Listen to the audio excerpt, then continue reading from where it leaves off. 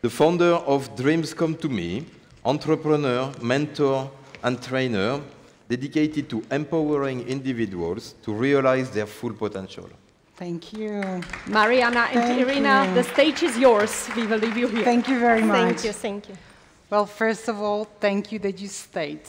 I was really worried when I saw the time, and many conferences I visited, many times the afternoon is a bit more quiet. So to all of you who stayed, I'm happy you stayed, and also it's really good because you will hear today and now about a tool.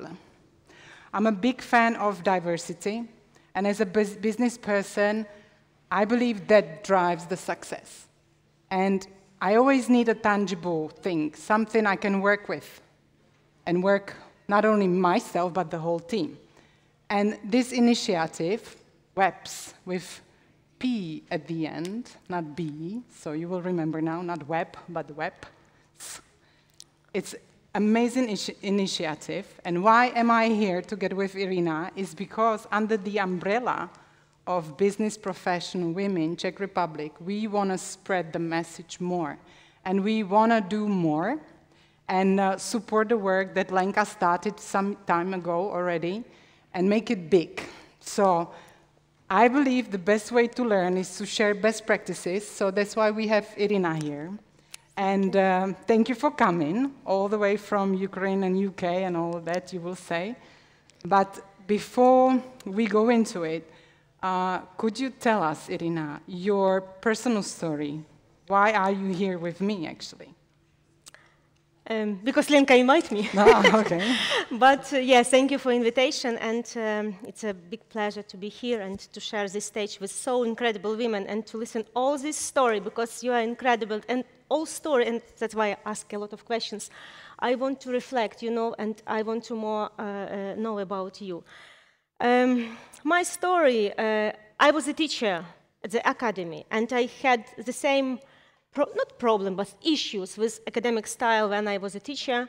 I still is, but less problem. But our journey from Ukraine was not because of man world in academia, but because of man world from Soviet Union in academia, so double effect. And one day in 2017, I decided to change my job. I saw very good announcement about position in some international project, and I decided to apply for this project. And you know this statistic or result of studies, when women saw the application, they matched how many skills they have, and if they have more than 85, they apply. If no, they never apply. Men, if they see the 60%, they definitely will apply. So it was the same with me, but all skills matching with my skills, but it was the questions about English language. So it was, they wanted someone who fluent with this English. I wasn't, I'm still not. But I called to my teacher and said, I learned German in school and at the university. And my journey with English wasn't very deep from school time, no. But I called to my teacher, I said, Tsvetana, we need to create something. We need to use some idioms, we need to use some phrasal verbs that when I will come to interviews, they will think I'm fluent in English, and then we'll see what happened.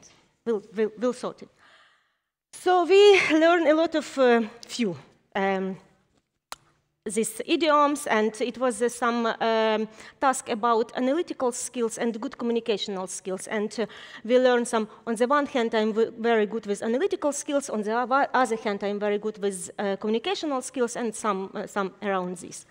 So I came to interview, he asked me a lot, he was from Manchester, this expert, he asked me a lot of questions, I answered, and he didn't ask me nothing about communicational and analytical skills, and I didn't have a chance to answer what I prepared. So then in the end of the interview, he asked, maybe you have some questions. I said, yes, I want to ask you, maybe you have some questions about my analytical skills or communicational skills. He's like, oh yes, what about your analytical communication? I said, so on the one hand, I'm very good with analytical, and the other, I'm very good with communication. So, and then I say goodbye and share with him a lot of more prepared idioms, and I was hired. I got this job, and since this 2017, I started to work with international projects. Then I started to work with NGO. I am executive director of NGO. I created Women in Platform, where we support women through their journey to be a businesswoman. And when I saw the application again about vacation in UN Women in this position to be consultant of WEPs, I applied for this consultant and I got this job. This journey is 2 years. I work with 44 WEPs signatories from Ukraine, and I provide more than 500 trainings, 50 trainings during these 2 years for more than 100 businesses who want to join to WEPs and who want to be in this, with this memorandum with UN Women in this story. So this is my story, short one. Amazing. So it is UN Women supported initiative. Businesses, yeah. What I love about it is that women empowerment principles don't have to be used only for women. I believe that business can really gain a lot through this because you receive a lot of tools. So anyone who needs support with that, it's amazing. I'm building a bridge a little bit to my next question, because if I'm a business person and we have a lot of CEOs and HR directors here and a lot of important people who can make change, what's in it for me? They would ask. Why should we become signatories? Why shall we support these principles? I was asked these questions many times, to be honest, and really I want to agree with you and emphasize again that it's not about women, it's about human rights, men and women, companies, whatever, not just for women. Around the world, we have more than 10,000 signatories of WEPs. Czech Republic has 20 signatories. Ukraine, 44. No clapping here.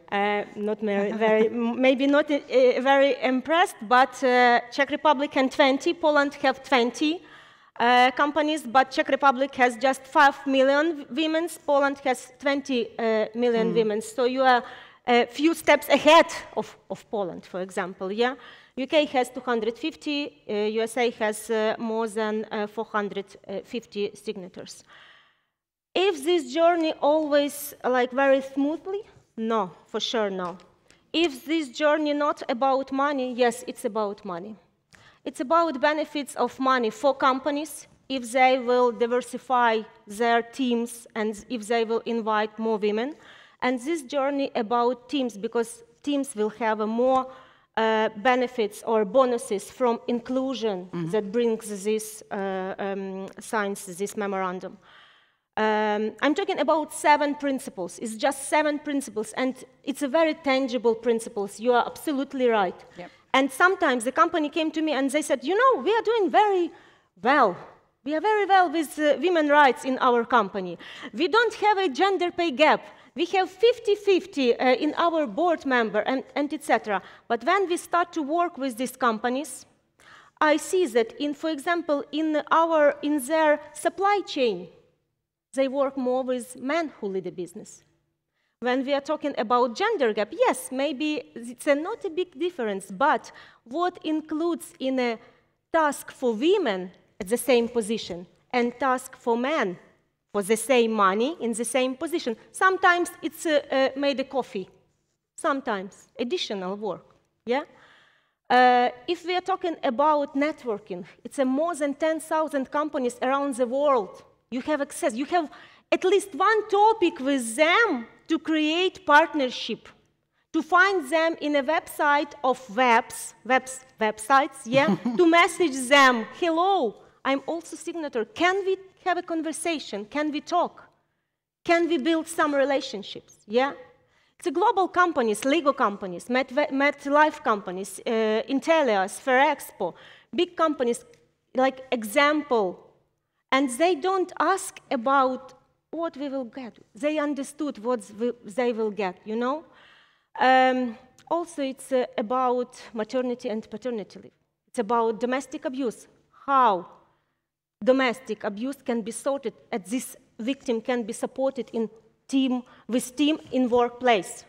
because it's about productivity. It's about life, suicide.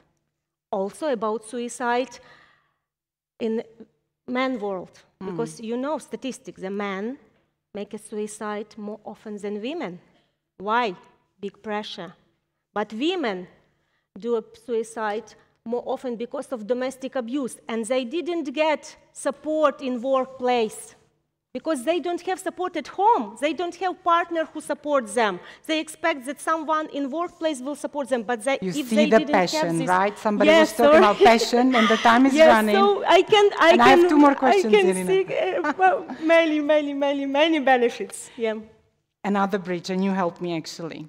I call it aha moments. Moments when you realize that, wow, what I do, and I love it, and I have the passion for it, which I can feel from you a lot. Because of the time, because I have one more question, and I need at least 1 minute for that.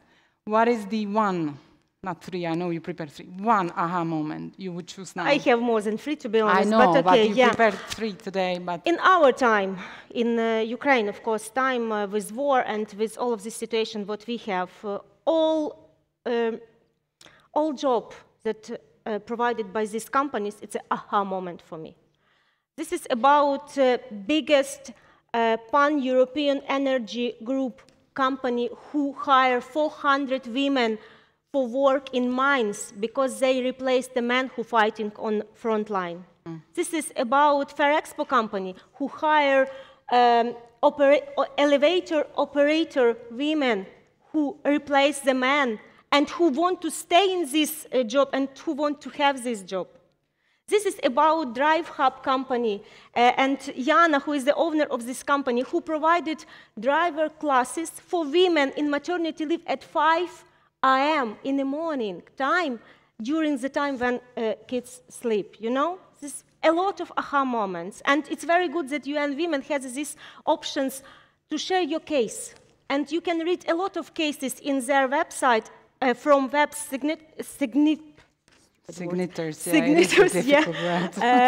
who share these cases, and we can inspire by these cases. And I have that 1 minute last question. I see that approach our beautiful moderators. We are at the beginning still, right? We have 20 signators. We are happy for that, but we want to do more. What would you recommend to me, to business professional women, and to all these beautiful and powerful people?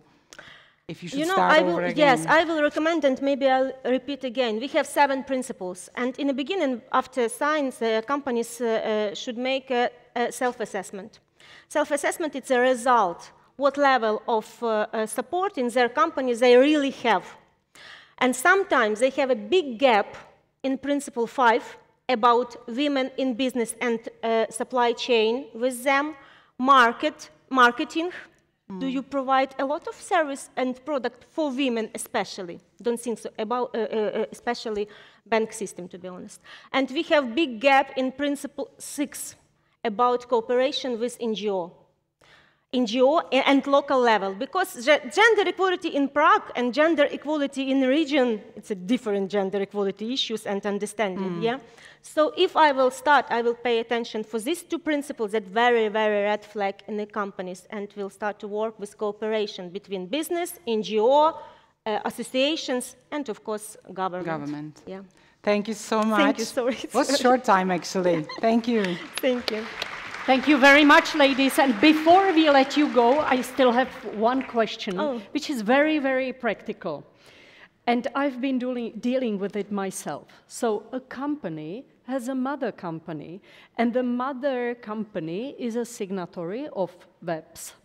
So must the local company apply again, or what should we do in such case? Yes, must. Because the same as we have a head office UN Women, yeah, in Washington, the same we have offices in Czech Republic or Ukraine. The same with companies. For example, company MetLife, they have an office in America, yeah, in US, and they are signatories with Washington office UN Women, and also they need to sign, and they signed it.